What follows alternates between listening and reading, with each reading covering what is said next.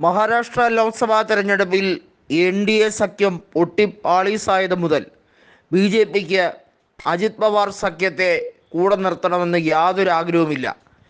ആവശ്യമില്ലാതെ സീറ്റുകൾ നഷ്ടപ്പെടുത്തി ബി.ജെ.പിക്ക് കൂടുതൽ തലവേദന വലിച്ചു വയ്ക്കാനും താല്പര്യമില്ല. അതുകൊണ്ട് തന്നെ ഷിൻഡെയും ബി.ജെ.പിയും തമ്മിലുള്ള സഖ്യം എന്ന രീതിയിലേക്ക് പോകുമ്പോൾ അജിത് പവാറിന് ഏറിയാൽ കുറച്ച് സീറ്റുകൾ നൽകാം, അതിൽ കൂടുതലൊന്നും പ്രതീക്ഷിക്കേണ്ട എന്ന രീതിയിലേക്കാണ് ഇതിനോടകം തന്നെ കാര്യങ്ങൾ വിശദമാക്കുന്നത്.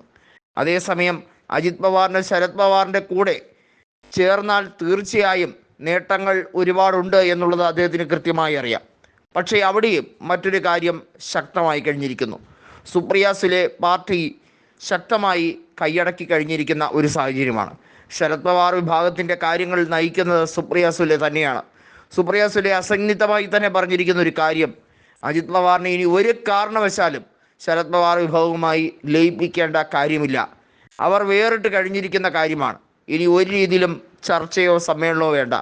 അജിത് പവാർ കള്ളനാണയമാണ് എന്നുള്ളതും NCPയെ മുച്ചൂടെ മുടിക്കാൻ വേണ്ടിയാണ് ശ്രമിച്ചതെന്നും അതുകൊണ്ട് തന്നെ അജിത് പവാറിൻ്റെ രാഷ്ട്രീയത്തോട് മഹാരാഷ്ട്ര ജനത എന്നും പുച്ഛത്തോടെയും അവഗണനയോടെയും മാത്രമേ സമീപിക്കുകയുള്ളൂ എന്നും സുപ്രിയ സുലെ വ്യക്തമാക്കി കഴിഞ്ഞിരിക്കുകയാണ്. മഹാരാഷ്ട്രയിൽ 3 മാസത്തിനകം നടക്കുന്ന നിയമസഭാ തെരഞ്ഞെടുപ്പിൽ അജിത് പവാർ സഖ്യം, ഏക്നാഥ് ഷിൻഡെ അതുപോലെ ബി.ജെ.പി ഇവരാണ് മഹാബോധി സഖ്യവുമായി മുന്നോട്ട് പോകാൻ ഉദ്ദേശിക്കുന്നത്. എന്നാൽ അജിത് പവാറിന് കൃത്യമായി മനസ്സിലായി കഴിഞ്ഞിരിക്കുന്നു, ഇനി ആധിപത്യം ഉണ്ടാകില്ല ഒരു കാരണവശാലും എന്നത് വ്യക്തമായി കഴിഞ്ഞിരിക്കുന്നു. NCPയെ പിളർക്കാനായിരുന്നു കാര്യങ്ങൾ നടത്തിയത്.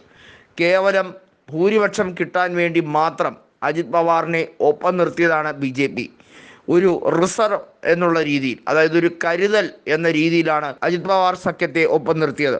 പക്ഷേ അജിത് പവാറിന് പറ്റിയിരിക്കുന്ന ചരിത്ര വിഡ്ഢിത്തമാണെന്നുള്ളത് വ്യക്തമായി കഴിഞ്ഞിരിക്കുന്നു. തൻ്റെ പാർട്ടിയെ കരിവാരിത്തേക്കാനും അതിൻ്റെ എല്ലാ ഉദ്ദേശശുദ്ധിയും നശിപ്പിക്കാനും വേണ്ടിയാണ് ഇത്രയും നാളും കൂട്ടുനിന്നത് എന്ന് മനസ്സിലാക്കി ശരത് പവാർ കൃത്യമായി അകന്നു കഴിഞ്ഞിരിക്കുകയാണ്. എല്ലാ അർത്ഥത്തിലും ഇനി മുന്നോട്ട് ഒരുമിച്ച് പോകാൻ കഴിയാത്ത വിധത്തിലേക്ക് ധ്രുവങ്ങളോളം അകന്നിരിക്കുന്നു എന്നും അജിത് പവാറിനെ പല കേസുകളിൽ നിന്നും ഊരിയെടുക്കാൻ വേണ്ടിയായിരിക്കാം NDA പക്ഷത്തോട് ചേക്കേറാൻ ഇപ്പോൾ ബി.ജെ.പി നടത്തിയ ശ്രമങ്ങൾ എന്നതും അതൊന്നും തന്നെ ബാധിക്കുന്ന വിഷയമല്ലെന്നും ശരത് പവാർ വ്യക്തമാക്കിയതോടുകൂടി അജിത് പവാറിന് ഇനി അഭയമില്ലാത്ത ഒരവസ്ഥയിലേക്കായി.